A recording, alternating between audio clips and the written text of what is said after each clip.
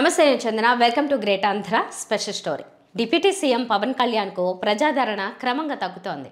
అంతేకాదు, జనసేనలో కూడా ఆయన్ను సీరియస్గా తీసుకున్న దాఖలాలు కనిపించడం లేదు.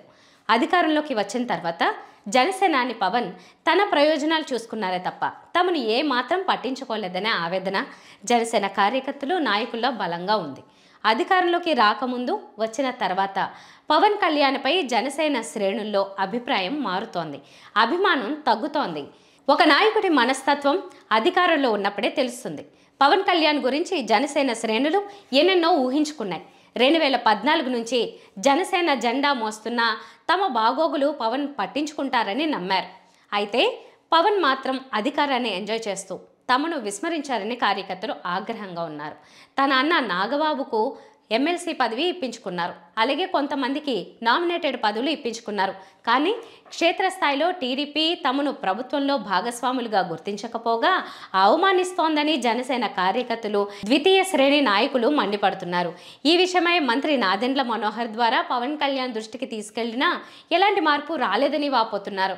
అందుకే జూన్ 4న సార్వత్రిక ఎన్నికల ఫలితాలు వెల్లడైన రోజును పురస్కరించుకుని సంక్రాంతి, దీపావళి, కలబోసన సంబరాలు నిర్వహించాలని పవన్ పిలుపిచ్చారు. కానీ క్షేత్రస్థాయిలో ఆ పిలుపునకు ఆశించిన స్థాయిలో జనసేన శ్రేణుల నుంచి స్పందన రాలేదు.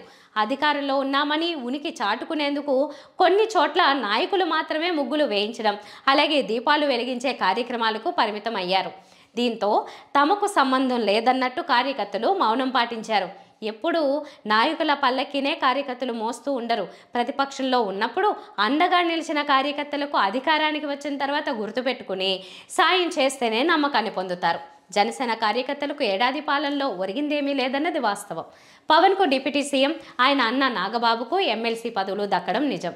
అన్నదమ్ములు తమ ప్రయోజనాలు నెరవేర్చుకున్నారని, తమ పరిస్థితి ఏంటని జనసేనలో అంతర్గతంగా చర్చ జరుగుతోంది. దానిని గుర్తించి న్యాయం చేస్తారనే నమ్మకాన్ని ఇంతవరకు పవన్ కళ్యాణ్ ఇవ్వలేకపోయారు. ఇదే రీతిలో రానున్న రోజుల్లో కూడా వ్యవహరిస్తే ఏమవుతుందో ఎన్నికల్లో తెలుస్తుంది. కాలం అనేది అత్యంత శక్తివంతమైంది. ఇది వాళ్ళ స్పెషల్ స్టోరీ. మరిన్ని అప్డేట్స్తో కలుద్దాం. నమస్తే.